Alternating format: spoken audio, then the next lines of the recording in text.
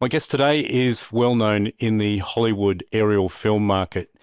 He's probably done a film that you've seen, more than 150 blockbusters. He's the go-to man that every director wants to have on their credit list. He's Fred North. Not only is he a fantastic film pilot, and he thinks totally different to most other pilots, but he also holds the world altitude record for a pilot in a helicopter at 42,500 feet. But today we find him in Sydney, Australia, and here he is now. Fred North, thanks very much for joining us and welcome to Australia. Thank you so much. So happy, to be here. It's been lovely so far. We're lucky with the weather, and Sydney is fantastic city. I love it. Yeah. Have you been to Sydney before? Long time ago, I came, and I've done a couple of Pirates of the Caribbean here as well. Yeah. So you did that But up the at Gold Coast, yeah, Queensland. Yeah. That's beautiful up there, isn't it? yeah, yeah, So, beautiful. so let's just give you a little bit of background for people who might not know who you are. Just describe to me, you're a helicopter pilot, but a film helicopter pilot. What is that? So there's a few different, I would say, position in my job, right? It's what we call a film helicopter pilot, but I'm more like an aerial coordinator. And what it means, because the flying part is only 10% of what I do, right? So let's say a director or producer needs to do an action movie. So he has a script, and in the script there are helicopter action sequence in there.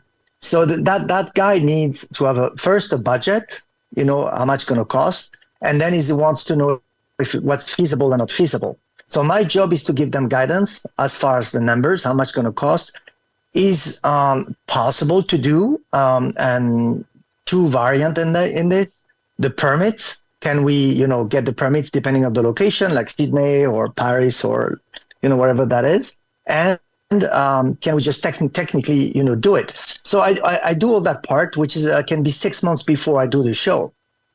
So then when we maybe 2-3 months before the show, I have to give them the crew and the equipment and which helicopter and the contract, the permits, all that stuff. I do all that stuff, and then I can even go to the location to scout and everything. And then, the flying part happen. So you can see it's a very, very small piece of the title. And do you find that some countries are easier to get permits for than other countries? 1000%, yes. The thing is, you have to navigate, with the regulation, because the thing, what we do is a little bit outside of the box. So we need to have the authority or agency or the civil aviation that we're going to be working with to understand that it's kind of a one-off thing, because it's not a normal, aerial filming, even it has to be. But so I have to understand first the way they work, and then I'm trying to build a partnership with them. I hate that, them against us against them. I hate that part. So I love when we become a team with the civil aviation, and then we try to put it together so it's safe and feasible. And so when you're doing a scout, obviously things like wires are one of the most important things. Do you actually walk the route yourself and check that? Yeah, I do the walkthrough. So I usually, when I do a scout, I don't fly. The flying part doesn't really give me much. I usually, ground, walk, measure, have a feeling for the place, just to see, what we can do, and if I see any red flags, because we have to protect the public, obviously. So if we have a location, then we need to make sure if there's a hotel or apartments building. So that's when, we see how we can structure the job. And sometimes I may ask the director to move a little bit because there's apartment buildings and things like that. And then I'm asking, the location department, like we did a movie called Beverly Hills Cops 4, Eddie Murphy. The Beverly Hills Cops franchise, that it's been a while they've done the last one, but it was downtown Los Angeles. And we did a crazy helicopter sequence for that one. And the movie is not released yet, so I can't say too much, but what I can tell you is I've asked the location department to remove like 5 stoplights, power lines, poles, traffic signs. So it's a major, to clean up Yeah. the street because it's too narrow. So that's what we do when we do the ground scouts. I've heard. So you actually plan for multiple exits or outs if you have to in a sequence, as many as you can. Yes. Is that how you do it? With like not just having an A, a B, a C, a D. Yes and no, because sometimes I don't have that luxury. But in general, there is always an entry and an exit, always. And the way I see it is like the piece that I'm going to do the filming, the action is like the runway of an aircraft carrier. Okay, so then we isolate that piece on its own. That piece, that's where we check wires and everything. So everything is being going through a very strict protocol to make sure that everything is safe for us. But what I mean by that is like we're not going to deviate from flying on that aircraft carrier, right? So then when we exit the aircraft carrier, then we go higher. So there's always an entry to that stretch and then an exit. Sometimes I don't have that luxury because at the end it can be like a building or a wall or something. So I have to stop and then turn around and go back to one. But we're trying in general to have something like that. Yeah. That's fantastic. And I've heard you yourself have like a 3-strike system for your own personal little checklist. Can you just explain that? Correct. So let's say that it's a windy day. That's one. Okay. Let's say it's a night shoot. In addition to the wind, that's 2. So then the third can be if I'm tired, for example, then I'm not going to do the job. Or if the machine is under power, then I'm not going to do the job. So I try to never go. I mean, I don't even want to have one flag, but depending on the location, if it's a very small and tight, location, sometimes I only have 5 to 6 feet on each end of the blade on each side. So then for that one, even one flag is not going to work out. But I can give you an example. I did a movie called Rampage in downtown Chicago, okay, a few years back. And Chicago, it's called the Windy City because there's that gigantic lake, so you have a lot of wind coming there. So it goes through the buildings and sideways, okay? So, and the buildings are like 1,000 feet up, and then you're flying down there. So it's a little bit claustrophobic for me as a feeling. And I'm not a claustrophobic person, but when I'm flying down there and I look up, it's like, oh shit, I don't want to think too much about it. But it does affect me a little bit. So the wind, we shot during the day, and it was maybe 25 to 30 knots wind between those buildings.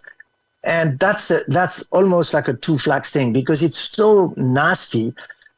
So the 3 flag strike is not in stone. You know what I mean? Sometimes with one, I just don't do the job. Yeah.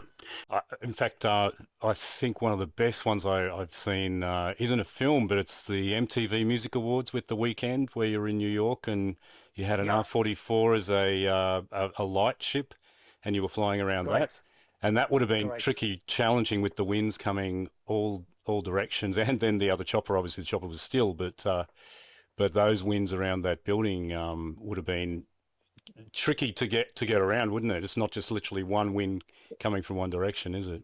You're right. So each building creates what we call a mechanical wind. So even on a normal day, let's say you have 10 knots wind. If you go close to a building, it can be 20 to 30 knots. So it's creating that Venturi effect. So the thing is, when I did that particular job, that building was really high and it was on its own because I was all the way to the top, almost to the top. So then I only have to deal with one building. And then the vortex created by that one building is easier to picture. And to me, when I come to a location like that, and there's a wind, it was a windy day. It was like a 20 knots wind. New York can be pretty windy. And when I get to the building, I stay a little bit off, and I try to visualize the wind. Because usually, you're just trying to see where it's coming from.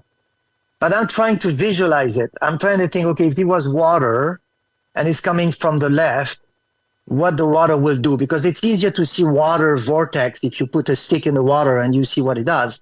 the wind is exactly the same, right? So I try to visualize that. And then if I understand, what he does, then I go test. So then I put myself in the worst place ever. Of course, I have a way out. I'm like at 1,400 feet, and then I see what the machine does and what I can do to control that dance in a sense. And then when I'm comfortable with that part, then I can be dedicated to the creative part. So I don't have an issue with that wind. It becomes a friend. And that's a critical thing that you said there, the creative part too. One of the things that I think a lot of people, even other pilots, don't really get is the flying the camera part of it. I used to work with a film pilot when I was a cameraman, and he used to Chinograph up the windscreen, and knew that was the shot, the width of the shot. So you do that really well. That's one of your key things is actually flying the camera, where you're actually bringing stunt vehicles or helicopters into shot, and that's something I really admire that you do so well. And I think coordinating that with the director is probably the key thing, isn't it? So you're getting a really good visual that, and as opposed to just filming something from a height. Yes, I mean, what happened is I think a lot of pilots out there that do filming work, most of the time, I think they have a tendency to follow what the director will ask them to do. And I believe that you should do what you think is right. And so let me rephrase that. So the director needs to tell you what he needs and not tell you what he wants you to do. Because most of the time, first of all, a director doesn't know helicopter that much. He doesn't know what you can do and what you cannot do for him. So you should ask him, what do you need for your movie, right? So he's going to tell you, okay, I need to see the car, from the left to the right of the screen, and you need to ask him how long that piece is going to be in a movie. Because if it's 3 seconds, you're going to be flying differently than if it's 15 seconds or 45 seconds. If it's 45 seconds, it's storytelling. So you're going to be a little bit looser, a little bit wider, and you're going to be more about showing those situations, right? So because they're going to put a dialogue, and you need to ask all those questions. But just so for you to understand, you need to understand exactly what the guy has in mind.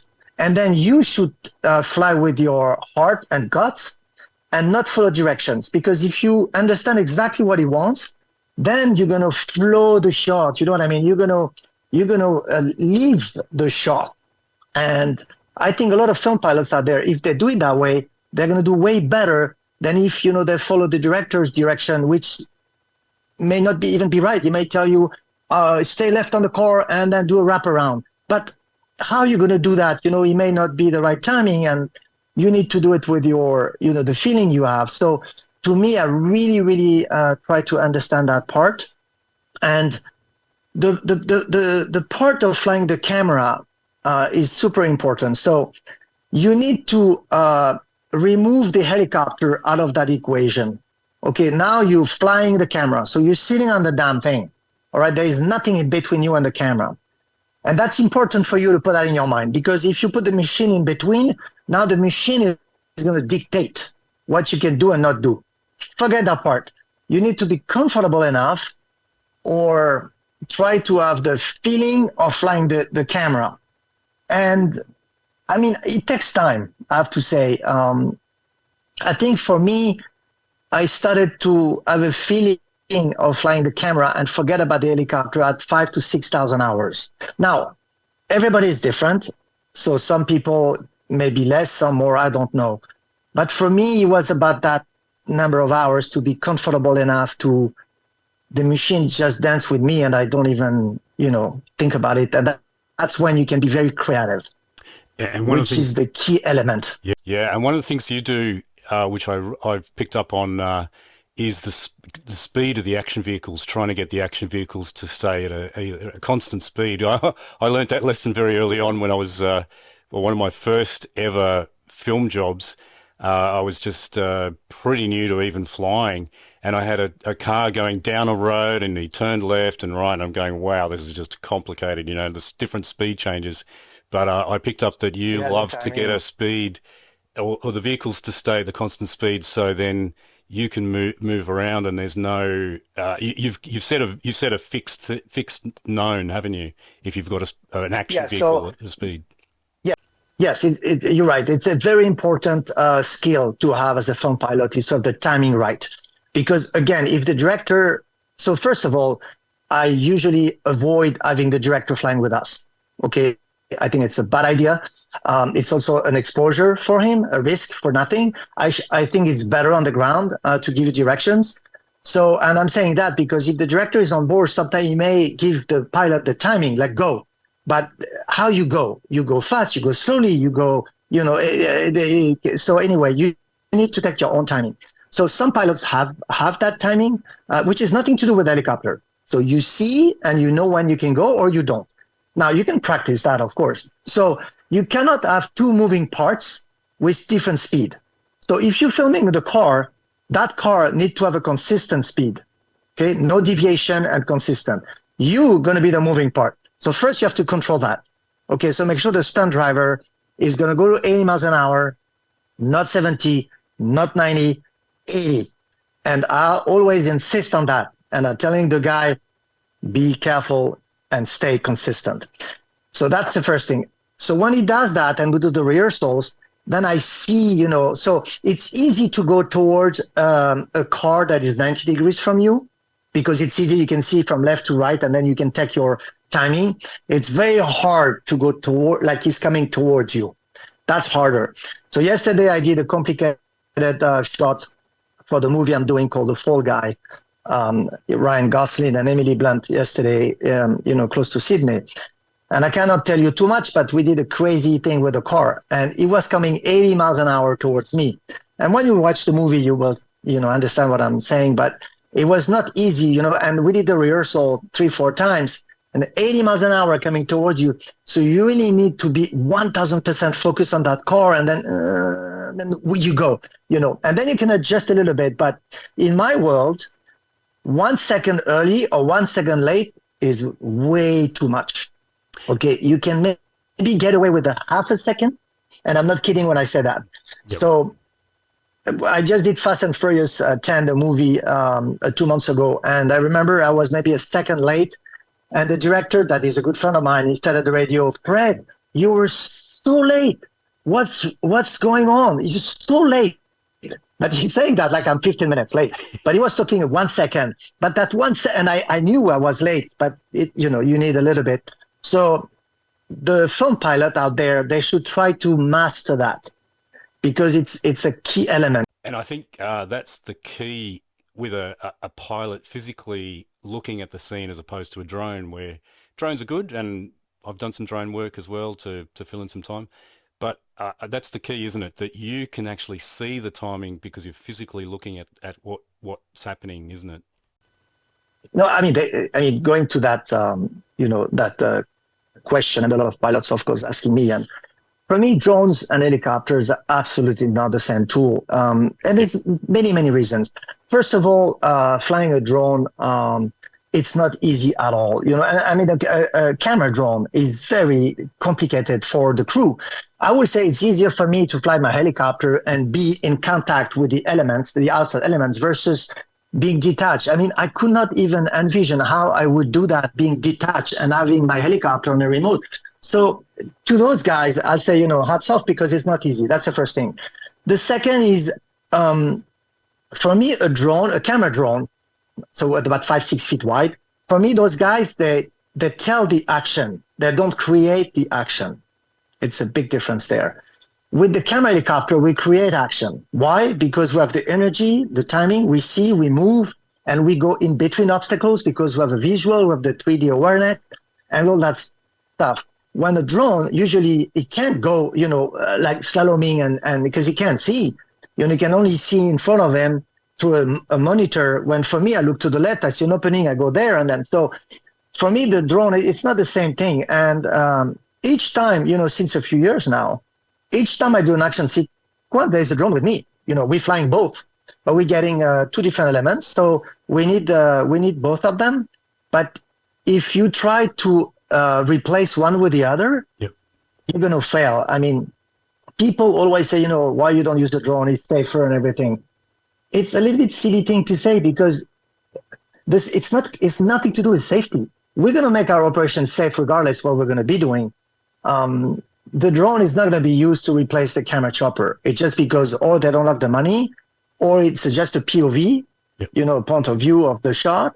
They can move, of course, but they have speed limitation and they have it's not. I mean, it's not easy, for those guys. I don't have a problem working with them. It's funny. The last few years, anyway, the drone has almost replaced the crane operator almost more than the helicopter pilot because of obviously the things that you do, especially. But some of the crane operators are losing their gigs.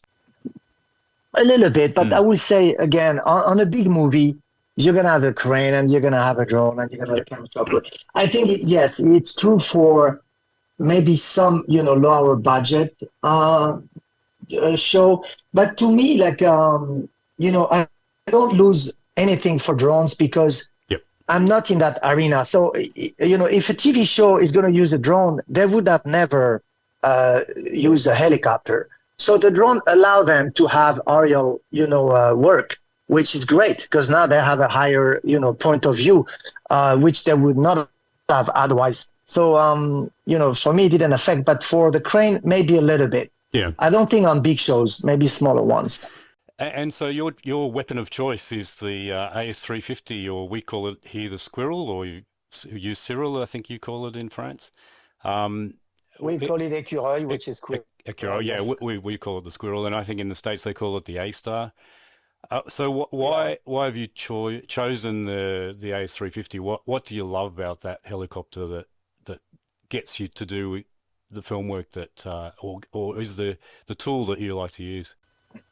So that machine has plenty benefits for filming work. Um, First is this machine has been an evolution. First of all, it came in the 70s and with the B model and then the BA, the B1, the B2, the D1, and blah blah blah.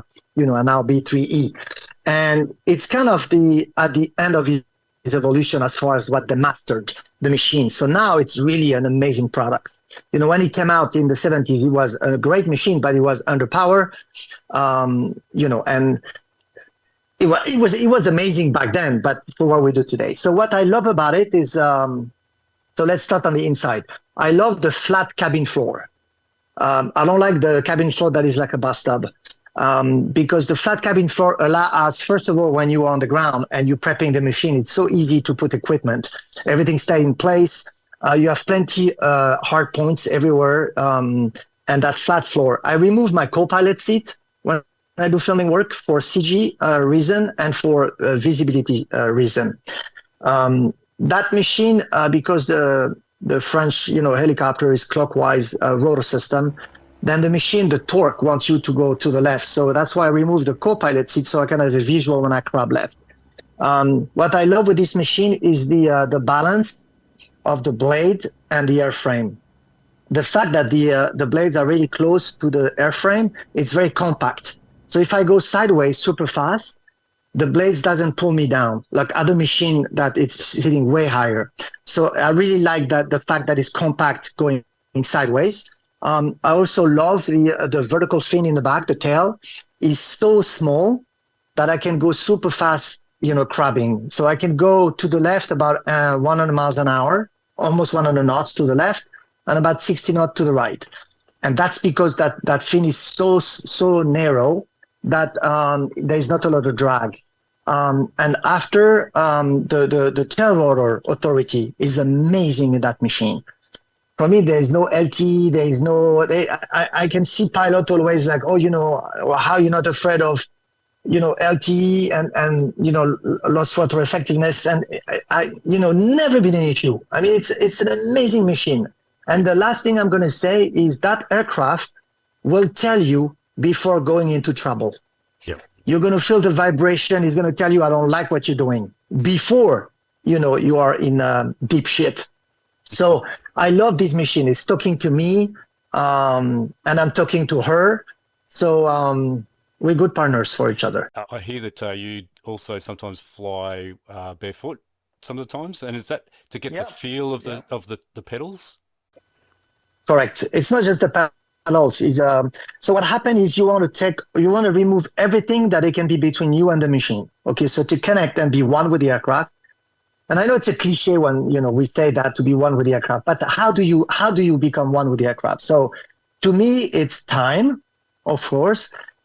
Also, if you only fly one machine, you're going to get that connection way faster than if on the same day you go to a Bell 206 and then a 212 and then the A Star and then you know what I mean. I mean, it's hard to connect with any of them if you do that. It's a little bit like a woman, by the way. And then to me, to connect with the machine. So how I'm going to do that. So first of all, no gloves. I don't like gloves because again, there's something in between you and the controls. Yep. So no gloves. The clothes. I don't want to be dressed. I want to be dressed comfortably and have the thin pants and everything. Not a big jacket, so I can really connect with the seat, and the seat connect directly to the machine. So then the foot. Now, like pilots in the mountains have those big shoes, and they're used to it, and fine for them. To me, I've tried one day without shoes because it was just a very hot day and it was so hot. So I removed the shoes and man, it was amazing feeling. And now it's, if I do a complicated stunt, shoes off. And I really feel the machine differently, the vibration. And then also I'm more precise because the truth is when I put my feet on the pedals, I only manage with the toes and not with the foot because what happened, I think, when they put their feet on the pedals, they usually push the pedals with the whole foot instead of pressure input. It's instead of movement, it's pressure input. So it's the same for the control, by the way. You don't move the control; it's pressure input. So I think some the pilots out there that want to do film, they should try to do it in socks or whatever they want to do barefoot. But they're gonna see there's a gigantic difference. I mean, that's my Absolutely. opinion. I used to fly with thicker boots, and it almost felt like there was a delay when you on the pedals. And then I came across Yeah. these little they're actually retro Asics, and they've got a very thin sole on them, and it actually feel almost like you're barefoot. Yes, to me, it's like the pedals is the one that has the longest control, because it goes all the way to the back.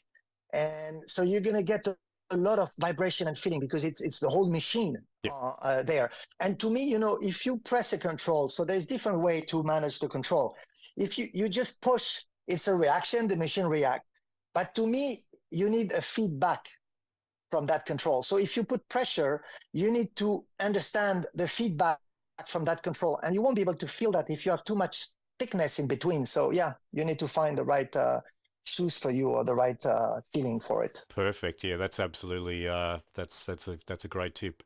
Well, thanks very much for talking to me, and I hope you get to see a little bit of Australia. I guess you've seen a bit of Sydney, and thanks very much for talking to me. You're welcome. My pleasure. Bye, Glenn.